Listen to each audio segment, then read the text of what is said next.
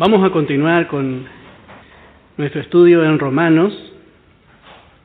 Habíamos quedado en el capítulo 5. El capítulo 5 de Romanos es el capítulo de la justificación. Entendiendo bien la justificación, bueno, hermano, es un paso a estar bien establecido, porque entendemos que la justicia no es por obras, la justicia que Dios nos da no es por obras, sino que Él nos da la justicia de otro. No somos justificados por nuestra justicia, sino que Él nos cubre con la justicia de Cristo. Y vamos a leer desde el verso 6 en adelante. Porque Cristo, cuando aún éramos débiles, a su tiempo murió por los impíos. Ciertamente apenas moriría alguno por un justo.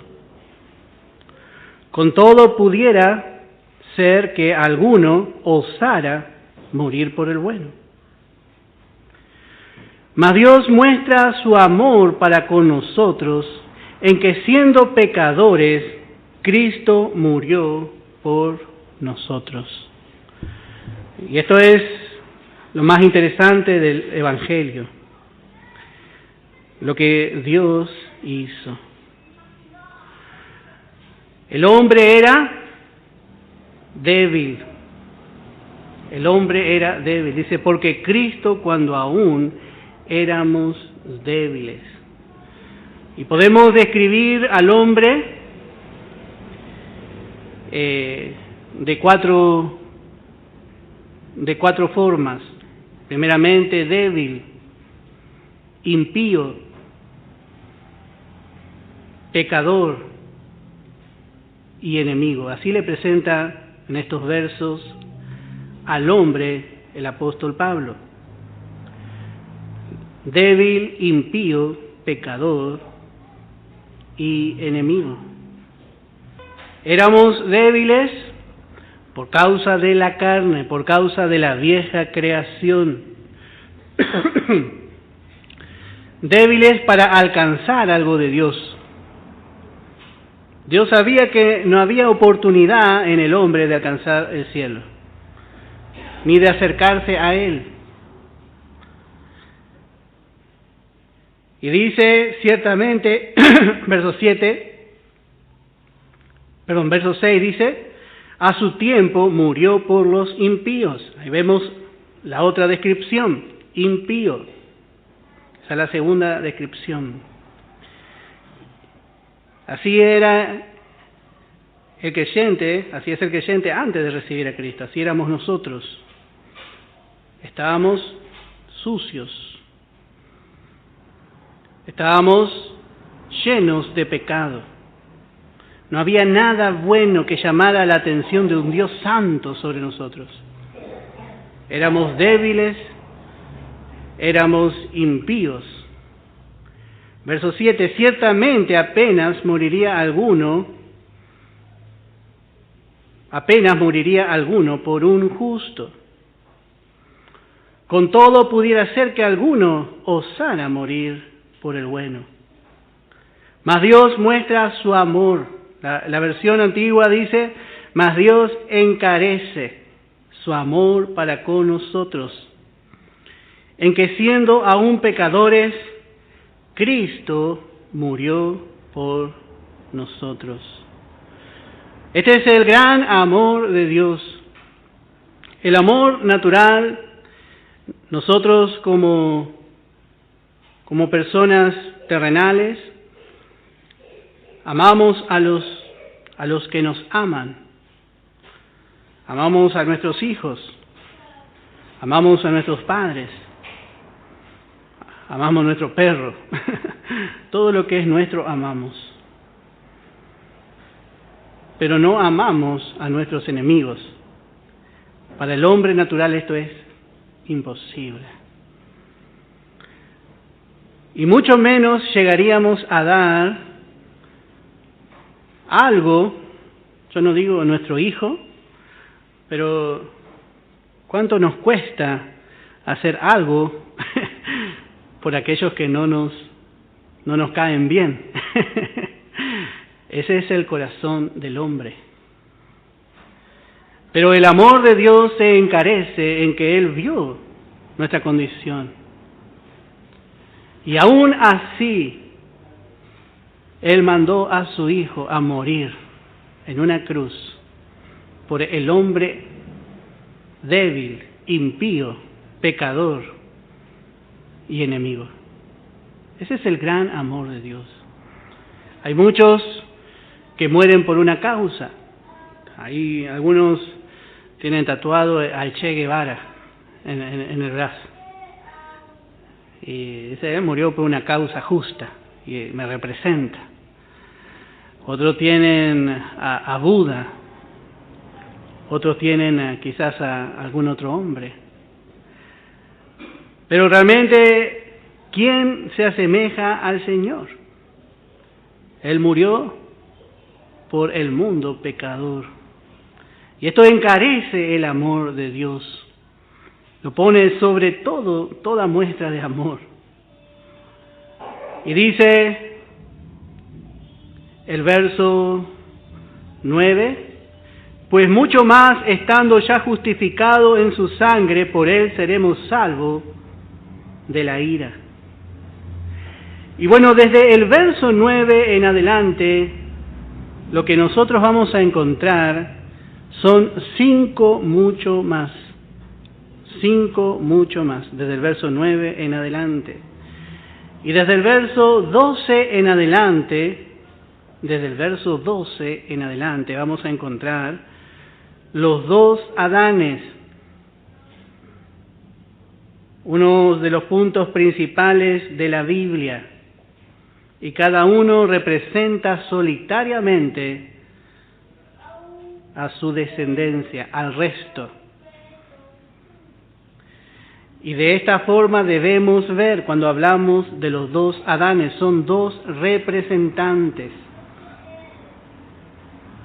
Y el primer mucho más, como dijimos, encontramos aquí en el verso 9. Dice, mucho más, estando ya justificados en su sangre.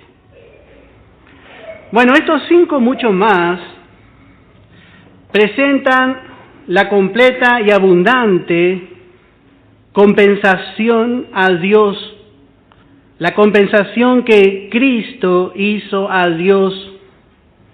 El hombre estaba en deuda con Dios y Cristo, por medio de la obra de redención, Él pagó esa deuda, Él compensó a Dios. Y esto nosotros ya teníamos en el Antiguo Testamento, en sombra en Levítico capítulo 6. Levítico capítulo 6. Vamos a leer desde el verso 1 al verso 6. Y habló Jehová a Moisés diciendo, cuando una persona pecare e hiciere prevaricación contra Jehová, y negare a su prójimo lo encomendado o dejado en su mano, o bien robare o calumniare a su prójimo, o habiendo hallado lo perdido después lo negare y lo jurare en falso, en alguna de todas aquellas cosas en que suele pecar el hombre, entonces habiendo pecado y ofendido, restituirá aquello que robó, o el daño de la calumnia, o el depósito que se le encomendó, o lo perdido que halló, o todo aquello sobre que hubiere jurado falsamente, lo restituirá por entero a aquel a quien pertenece, y añadirá a ello la 5ª parte en el día de su expiación. Y para expiación de su culpa traerá a Jehová un carnero sin defecto de los rebaños conforme a tu estimación, y lo dará al sacerdote para la expiación. Bueno, aquí encontramos cómo debía ser hecho una restitución. Y note que éste no reconocía, aun cuando lo encontraban, que él debía. Y así es el hombre. El hombre no reconoce que está en falta delante de Dios. Se comporta como Faraón. ¿Quién es Dios? Yo no conozco a Dios. Yo no le debo nada a nadie. Y a Dios menos, dice. Pero el hombre está en falta delante de Dios. Y el Señor vino a restituir. El primer hombre en su fracaso había robado a Dios. Y así también toda su descendencia. Dios fue robado en gloria. Dios fue robado en obediencia. Dios fue robado también en su honra. El primer Adán, con su fracaso, podemos decir, solo dio pérdida a Dios. Trajo una pérdida tremenda a Dios. Y no solamente a Dios, sino que a los suyos, a su progenie. Todos nosotros nacimos ya en bancarrota por causa del primer Adán. Y vemos cómo el hombre aquí tenía que compensar a Dios. Vamos a ver también en Números capítulo 5, en el versículo 6 y 7.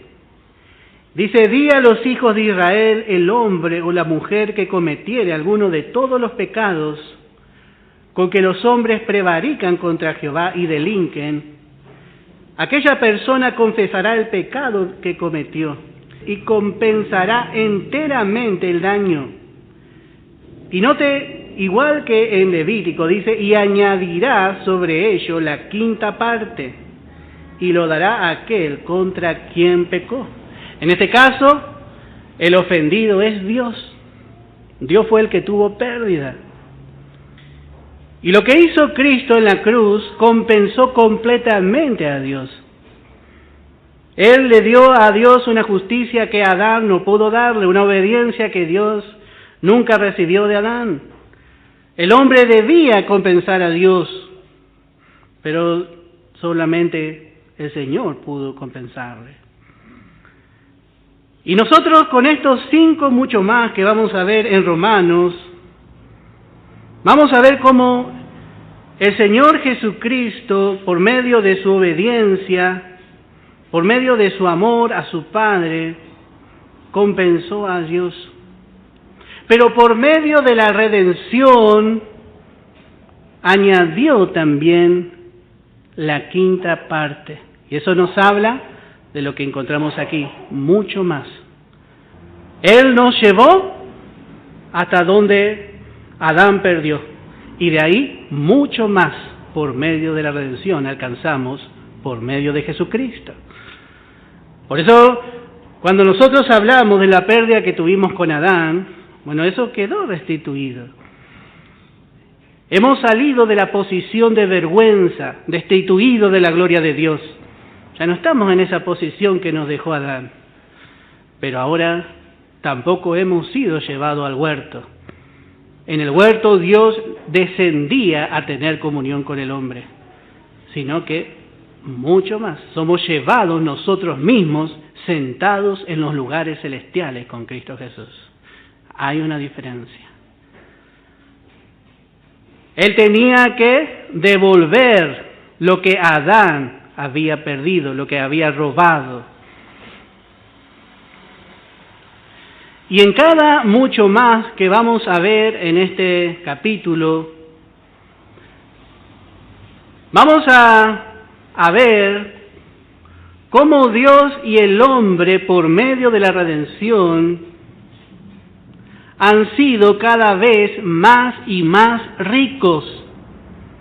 No solamente Él pagó, sino que Él enriqueció al hombre y a Dios. Porque Él tomó el lugar del primer Adán. Él tomó el lugar del primer Adán. Y como volvemos a repetir, Él nos sacó de esa posición de vergüenza y miseria, de quiebra, a la cual fuimos arrojados por el primer Adán. no solamente compuso lo que se había quebrado el Señor, sino que agregó la quinta parte. Y esto ya gozando de la redención, hablando de la redención. Y así como somos identificados con el primer Adán en su fracaso, sin haber pecado, nosotros, sin haber merecido la desobediencia y haber heredado de Adán toda esta naturaleza pecaminosa, porque al fin y al cabo usted no hizo nada para merecer de Adán todo lo que usted tiene, el sudor de su frente cuando trabaja. De la misma manera somos introducidos al segundo Adán sin merecer todas las virtudes ganadas por él delante de Dios. Y esto es lo más hermoso. Porque de la misma manera que nosotros heredamos de Adán una naturaleza caída, nosotros sin comerla ni beberla, nacimos de nuestro padre, de nuestra madre y heredamos una naturaleza caída. Y así también, sin esfuerzo, sino solo por fe, somos introducidos al segundo Adán y somos partícipes. Somos identificados con el segundo Adán en una posición alta y celestial, como hijos de Dios, traídos a su presencia, como hoy decía la palabra, como si jamás hubiésemos pecado y más, como si jamás volviésemos o tuviésemos intención alguna de volver a pecar. Esto es lo que hizo el segundo Adán, mucho más. Entonces esta relación es una relación duradera, segura, como decía Israel. Bueno, vamos a ver el primer mucho más. Capítulo 5, verso 9. Pues mucho más, estando ya justificados en su sangre, por él seremos salvos de la ira. Seremos salvos de la ira, y aquí dice por su sangre. Y así es por la muerte del Señor. Nosotros estamos en un lugar seguro, en un refugio, porque Dios nos mira en justicia a través de la sangre. Mucho más estando ya justificado, dice, en su sangre. Note que la justicia de Cristo que Dios ve en nosotros tiene que ver con la sangre. Él derramó su sangre, derramó su vida. Dice, vamos a leer en Primera de Juan, capítulo 1, en el versículo 7. Pero si andamos en luz, como Él está en luz, tenemos comunión unos con otros. Y la sangre de Jesucristo, su Hijo, nos limpia de todo pecado. Usted recibió el regalo de la justicia cuando recibió a Jesucristo en su corazón. Hemos recibido esa justicia como un regalo. Pero ¿cómo esa justicia se mantiene en nosotros? Por la sangre. Esa sangre nos limpia de tal forma que no pierde eficacia y que esa justicia siempre sigue latente, igual, con el mismo valor delante de Dios. Y note que esto es mucho más, porque antes, por la sangre que derramó Abel con su sacrificio, el hombre se acercaba a Dios. Pero mucho más hoy, nosotros estando revestidos de esa justicia, ya justificados en su sangre, por él seremos salvos, dice, de la ira. Dios tiene su santidad y su santidad extermina el pecado. Pero Dios ya no nos ve en nuestros pecados. Si usted tiene alguna debilidad, si usted cayó, acérquese confiadamente. Yo no le estoy dando libertad, porque yo no soy nadie para darle libertad a que usted peque. Pero sí el Señor nos ha dado libertad para entrar, no en nuestro estado, sino a través de su justicia y a través de esa sangre que no pierde eficacia a la misma presencia de Dios. Entonces, de esa forma, la gracia va a actuar y va a transformar. Pero la base es esta, mucho más, mucho más. A través de su sangre, Dios ya no ve pecado en nosotros. Él contempla la sangre. Por eso el creyente nunca será traído bajo la ira de Dios. Nunca un creyente va a ser traído bajo la ira de Dios. Podemos ver en tipo en el libro de Éxodo, capítulo 12, en el verso 13. Y la sangre os será por señal en las casas donde vosotros estéis. Y veré la sangre, y pasaré de vosotros, y no habrá en vosotros plaga de mortandad cuando hiera la tierra de Egipto. Hay algo que hacía diferencia en Egipto. No era si el israelita era un buen hijo, no era si el israelita era un buen empleado, si era un buen jefe, solamente la sangre. La sangre de Cristo, hermano, es lo que hace la diferencia entre un justo y un injusto. En Hebreos capítulo 11, en el verso 28, el ángel de la muerte pasa, el ángel de la ira, de la condenación, no podía tocar a un israelita. Nosotros hemos aplicado esa sangre en nuestro corazón. Hebreos capítulo 11, en el verso 28. Por la fe celebró la Pascua y la aspersión de la sangre, para que el que destruía a los primogénitos no los tocase a ellos. No los tocase a ellos. Un creyente jamás puede estar bajo la ira de Dios. Seremos salvos de la ira, dice. En vano el creyente a veces quiere condenar a otro creyente, se va al infierno, dice.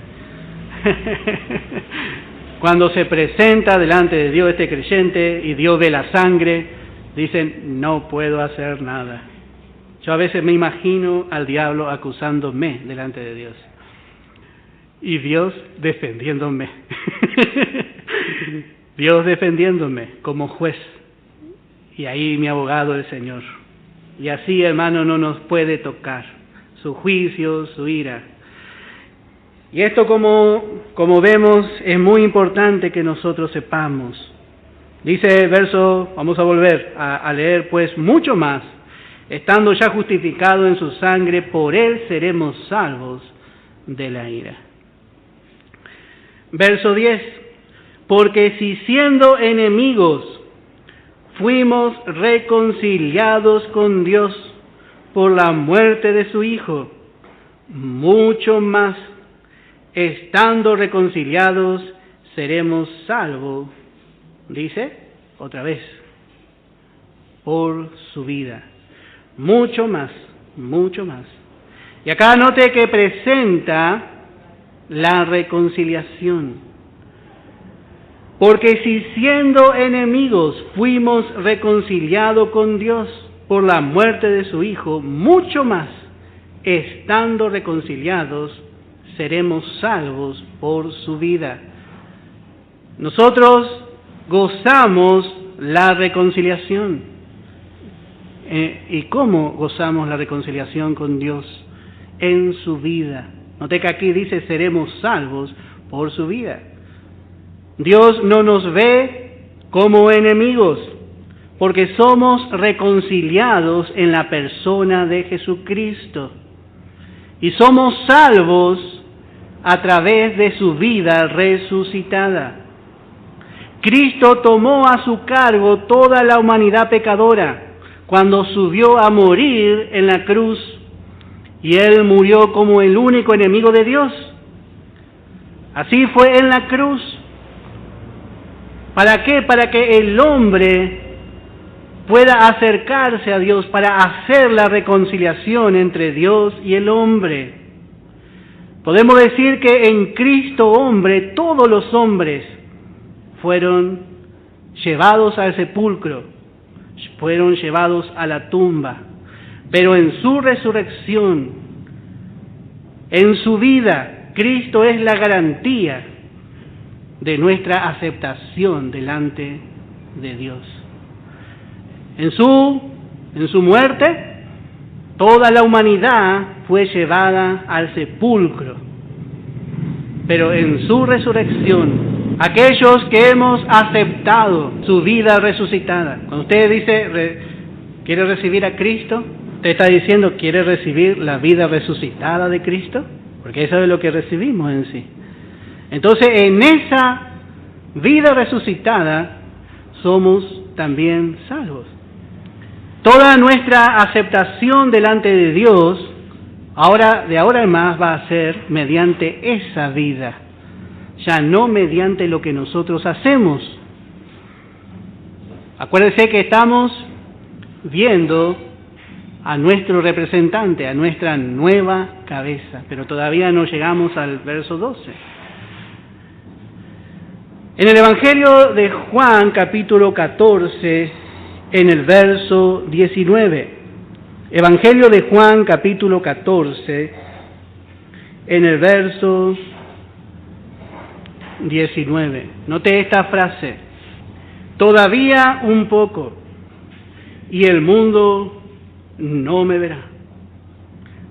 verá más, pero vosotros me veréis, porque yo vivo, vosotros también viviréis.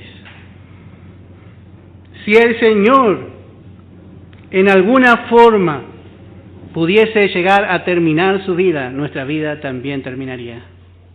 Pero porque Él vive es que nosotros vivimos. Así cantamos, porque Él vive. Porque Él vive. Él fue levantado en el poder de Dios, con una vida indestructible. Esto es lo que fue hecho por la redención. Y nosotros ya no vivimos por lo que nosotros somos, sino por lo que Él es. En Hebreos capítulo 7, en el verso 25. Hebreos capítulo 7, en el verso 25. Y dice, por lo cual puede también salvar perpetuamente a los que por Él se acercan a Dios, viviendo siempre para interceder por ellos. Así podemos estar seguros, el Señor vive para siempre. Él vive para siempre. En su resurrección, en su vida victoriosa, Él nos ha traído a una plena aceptación delante de Dios. Esa vida no es falible, no es que puede fallar como fue con Adán. Adán tenía una vida y nos representaba también delante de Dios, pero esa vida era falible. Pero Cristo ya no, su vida es infalible, es probada y aprobada. Ya fue aprobada y felicitada en la presencia de Dios, por eso no está sujeta a la muerte. Y vive, y mientras vive, dice, el verso 25, viviendo siempre, dice, para interceder por nosotros. Él nos defiende, y Él nos defiende en el poder de esa vida. Él nos defiende constantemente. Podemos decir que cuando el Padre ve al Hijo, Él nos ve a nosotros en esa vida. Es algo muy precioso. Bueno, vamos a ver el tercer mucho más. El tercer mucho más ya es en el verso 15. Después vamos a seguir viendo el resto de los versículos, pero vamos a completar los 5 mucho más. Pero el don no fue como la transgresión, porque si por la transgresión de aquel uno murieron los muchos, abundaron mucho más para los muchos la gracia y el don de Dios por la gracia de un hombre, Jesucristo. Bueno, Adán, como Como vemos aquí dice, pero el don es Cristo. Y Él no fue como la transgresión. La transgresión aquí está hablando de Adán. Adán fue un transgresor. Él transgredió una ley, un mandamiento en el huerto. Y Él ofendió a Dios. Y todos nosotros, por causa de esa transgresión, todos nosotros, toda su descendencia, fue condenada a muerte. Por eso dice, porque si por la transgresión de aquel uno murieron los muchos. Por causa de la transgresión de Adán existe la enfermedad. Y toda enfermedad lleva a la muerte. La enfermedad lleva a la muerte. Y Él nos traspasó. Como dijimos, gratuitamente. Esto no tuvimos que pagarle nada a Adán para que Él nos traspase. Nos dio totalmente de balde. Y así también dice que es con el don. Dice, si por la transgresión de aquel uno murieron los muchos, abundaron mucho más para los muchos la gracia y el don de Dios por la gracia de un hombre, Jesucristo. Note que nosotros por medio de Jesucristo recibimos la gracia y el don de Dios. El don inmerecido, todas las bendiciones de Dios. El creyente no necesita merecer, sino que vinieron y alcanzamos por medio de Cristo. Esa vida está en nosotros. Y note que no somos puestos en el huerto otra vez. Porque podríamos haber sido puestos, haber recibido nuevamente esa vida inocente y Dios nos pone en el huerto, porque esa sería una verdadera compensación. No, sino que el Señor nos hace abundar mucho más en gracia. Dios nos hace abundar en justicia y en todas las características de su Hijo cuando nosotros recibimos su vida. Por eso es mucho más, mucho más. La gracia nos ha provisto delante de Dios de una vida justa y de una vida santa. Y como dice, vamos a ver más adelante, pero podemos leer en Romanos capítulo 8, dice en el verso 3, porque lo que era imposible para la ley, por cuanto era débil por la carne, Dios enviando a su Hijo en semejanza de pecado, y a causa del pecado condenó al pecado en la carne, para que la justicia de la ley, dice, se cumpliese en nosotros, no por nosotros, sino en nosotros, que no andamos conforme a la carne, sino conforme al Espíritu. Note que esa justicia se cumplió en nosotros. Hemos recibido la abundancia de la vida de Cristo con todas sus características. Y esta vida, por ser justa, esa vida que usted tiene en su interior, que yo tengo en mi interior, llega a ser también una vida indestructible. Tenemos una vida indestructible, la vida de Cristo, probada, como decimos, y aprobada por Dios. En Efesios capítulo 4, vamos a leer en el verso 24. Dice, lo cual es una alegoría, pues estas mujeres son los dos pactos. El uno proviene del monte Sinaí, el cual da hijos para esclavitud. Este es Agar, porque Agar es el monte Sinaí en Arabia y corresponde a la Jerusalén actual, pues ésta junto con sus hijos está en esclavitud. Mas la Jerusalén de arriba, la cual es madre de todos nosotros, es libre, es libre. Es libre de cumplir la ley, es libre de condenación, Esto recibimos al nacer de la Jerusalén celestial. Note que está la Jerusalén terrenal, tenemos a Agar y tenemos a Sara. Agar y Sara. Y tenemos a Abraham. Tanto con Agar como con Sara tuvo hijos. Abraham representa la fe y Sara representa la gracia. Pero note que hay algunos de fe que han aceptado al Señor por la fe, pero viven bajo esclavitud. Son hijos de Abraham, pero están bajo esclavitud. Y hay otros que son hijos de Sara. Cuando nosotros vamos conociendo por la gracia de Dios lo que nosotros somos a través de Cristo, empezamos a gozar, a vivir esta libertad. Bueno, vamos a ver el cuarto mucho más. Vamos a ver verso 17 y verso 18. Pues si por la transgresión de uno solo reinó la muerte, mucho más reinarán en vida por uno solo, Jesucristo, los que reciben la abundancia de la gracia y del don de la justicia.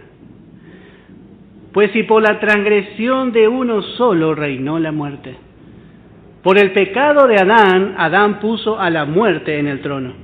Note que reinó la muerte. ¿Quién se escapa de la muerte de los que son nacidos de Adán? Nadie. Y así vemos esta pérdida que trajo a Adán, y esto dice, por una sola transgresión. Pero también dice, mucho más reinarán en vida por uno solo, Jesucristo, los que reciben la abundancia de la gracia y del don de la justicia. Por un lado encontramos el imperio de la muerte, pero por medio de Jesucristo y de su resurrección, nosotros encontramos el imperio de la vida. La vida está puesta ahora en el trono. Por eso dice, mucho más reinarán en vida. Reinarán en vida. Y esto es lo que hace la gracia.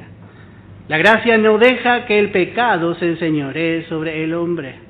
La gracia hace provisión para el pecado. Con su misma muerte, puso a muerte en la cruz el viejo hombre. Y ahora reina la vida. Cuando reina la vida de Cristo, ponemos a Cristo en el trono. Y así la muerte gobernó.